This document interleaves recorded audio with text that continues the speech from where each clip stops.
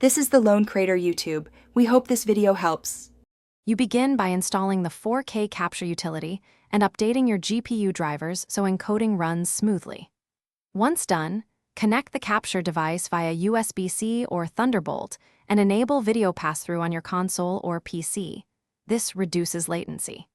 Make sure the utility detects the capture card, then set the input to 4K at 60Hz and select the proper HDMI port. These first steps ensure source fidelity and minimize frame drops, so you can record with consistent color depth and stable frame timing right away. Now configure encoding and capture options to balance quality versus file size.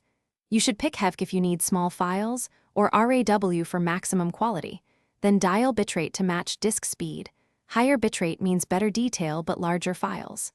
Next, select a hardware encoder like NVENC or QuickSync to offload work from your CPU and reduce dropped frames.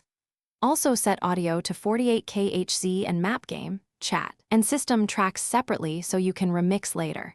Once configured, run a short test clip to validate settings. Begin recording with scene markers enabled so you can jump to clips during editing. You'll want to export using the same color profile and resolution to preserve fidelity. Transcode only if you need a smaller delivery format. When stopping a session, save incremental recordings to avoid large file corruption.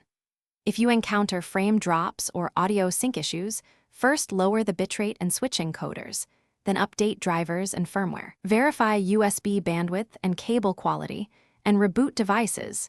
These steps resolve most capture failures quickly. Thanks for watching. Consider subscribing if we helped you.